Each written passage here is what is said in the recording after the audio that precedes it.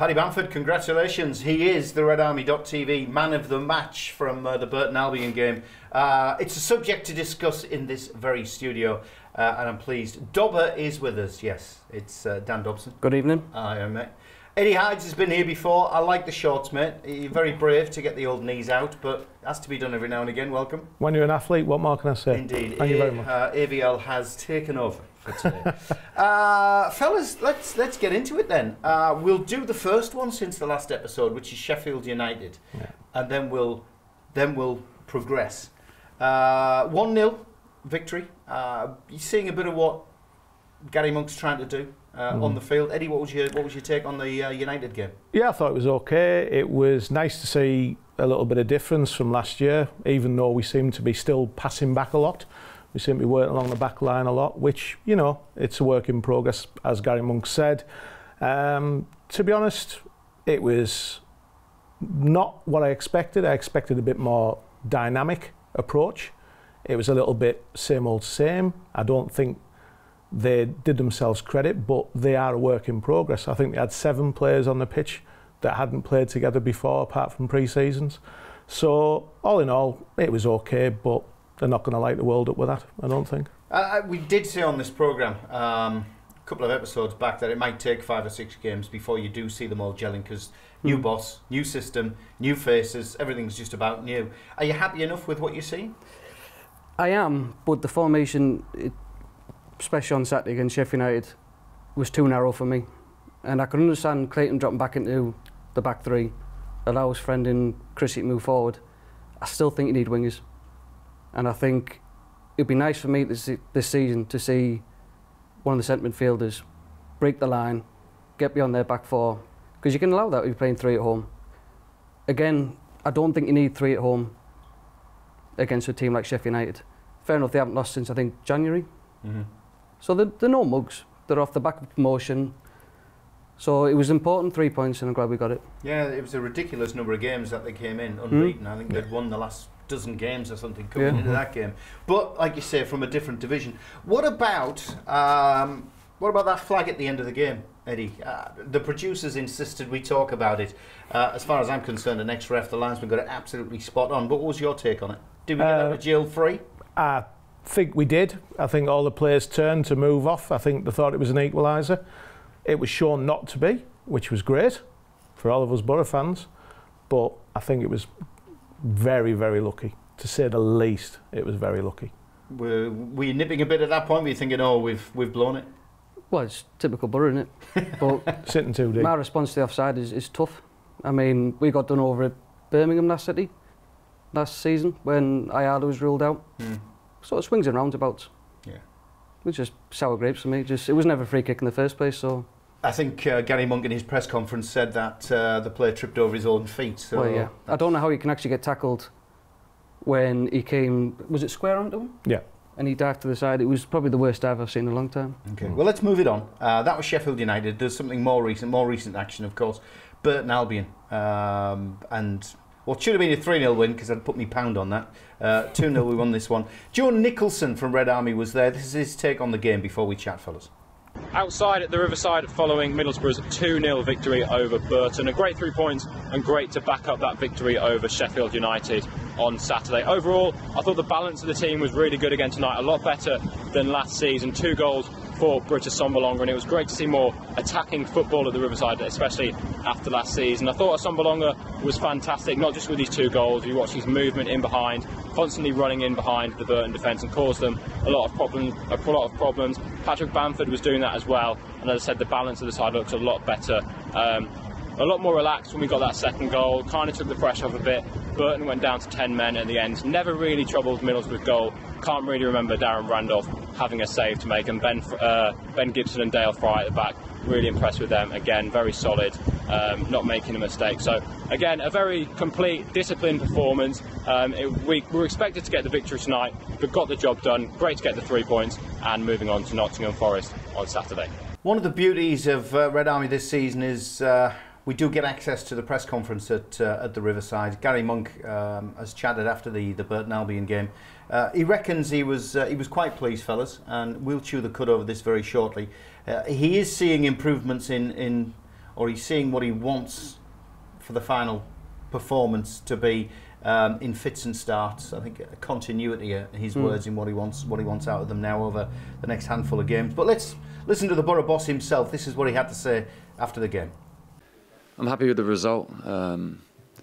Back-to-back wins, always important in this league, or putting runs of good results together is always important. It is early days with this group, they're still getting used to each other, understanding what we want from them, and yeah, we're not having complete performances, but I think that's quite understandable. But I think what you are seeing is the plan that we have for them and what we're trying to do with them. And attacking-wise, especially the attacking players, we look very dangerous. I think, like I said, if I was going to be critical, we should have been more ruthless. We have some really good chances to score more goals. Each and every game so competitive and so difficult. You know, even tonight was very difficult for us. It's not an easy game, and credit to Burton, they made it very difficult for us. And once the players injected that next gear, I think, and then we got the first goal, we then, you know, we were always in control of the game, but we managed to make it a bit more comfortable for ourselves. So that's the same for every team that we're going to play against. You know, it's going to be difficult games. Gary Monk, his thoughts after the game. So first and foremost, we'll start with you, Dobber. What's your thoughts on the Burton performance?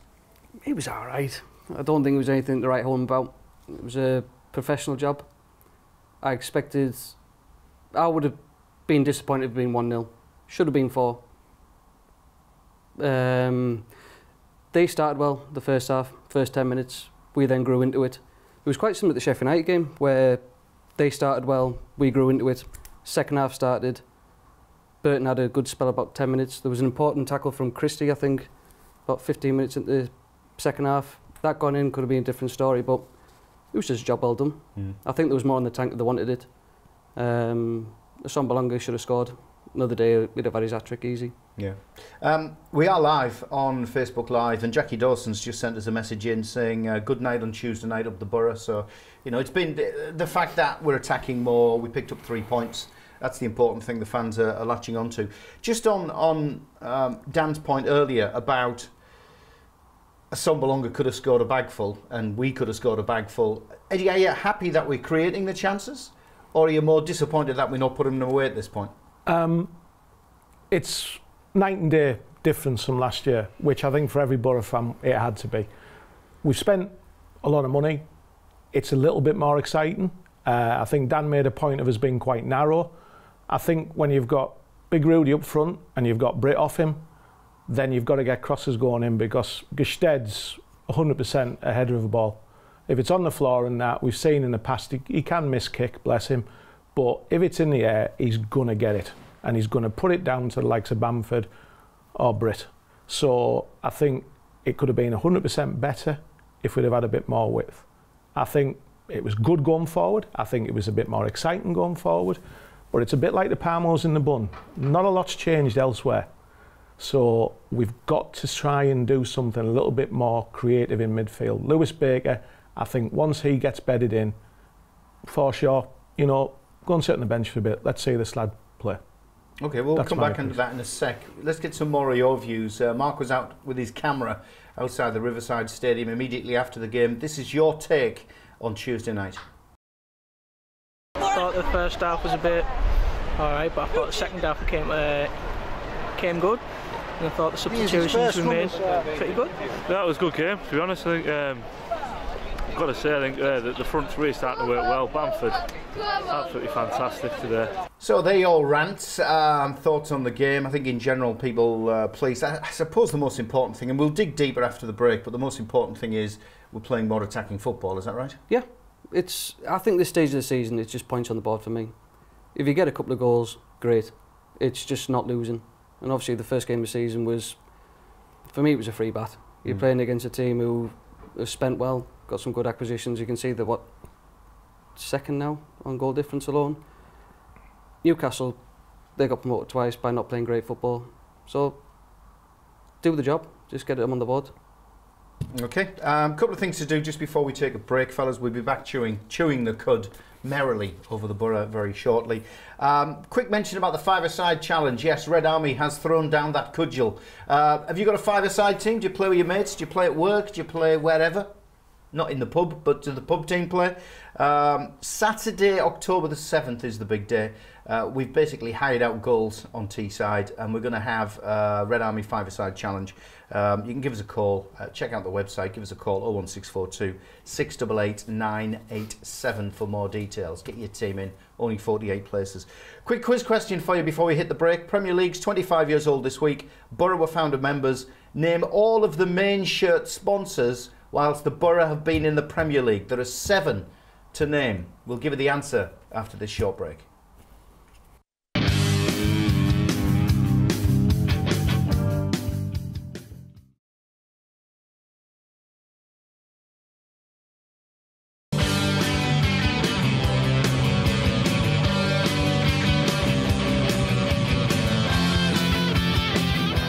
Welcome back to RedArmy.tv. You've been working hard across the break to try and come up with the answer to the question we posed just before we left you.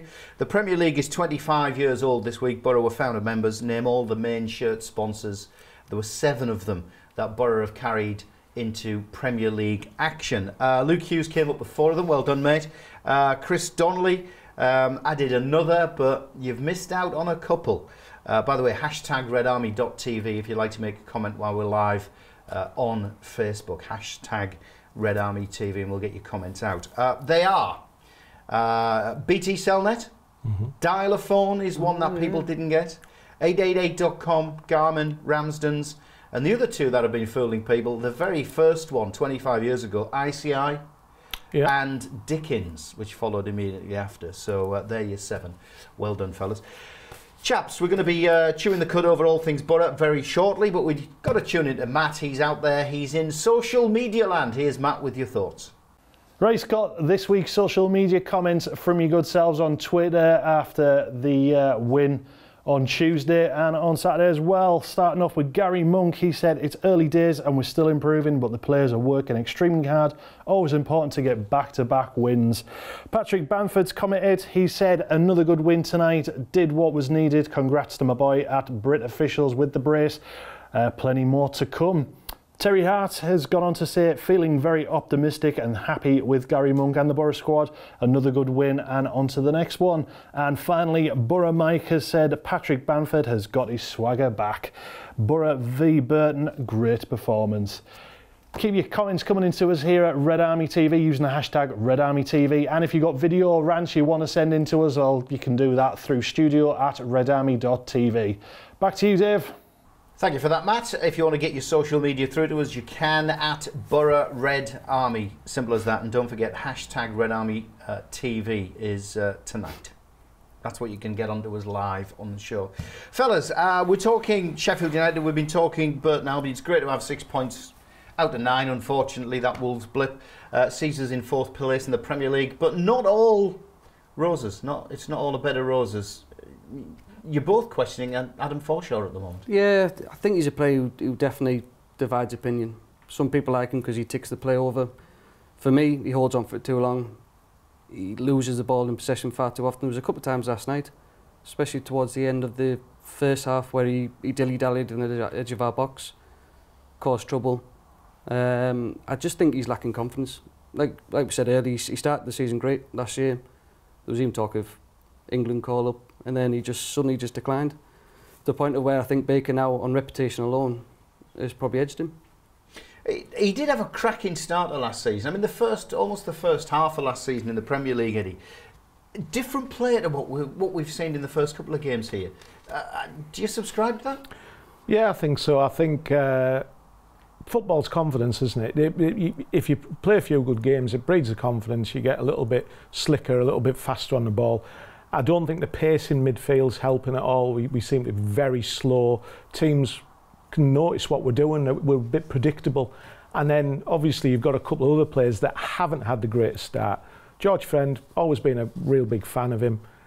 Bless him, he's not had it's like a baptism of fire this year. He's not been the brightest of them all. I think Gibbo's been shouting at him all the time to keep the line up. I think there's a couple. I won't single out Adam. I'll put George in the fold as well with that. Are you putting it all down to confidence? I don't know whether his legs are going or what with friend, but for me, he's like a kid in the playground. Like, I'll hold on to the ball. There was a time last night where he near enough barged the fella over, broke into the box, and I think there was two went to the edge of the 6-yard box, and I think just wanted to have a go on his own. Don't get me wrong, I love his commitment, I love his passion for the club, but I would have had a look in the transfer window for a left back as cover, and who could have pushed on to maybe his pinchy spot. And we got Fabio, can't he play both sides? Yeah.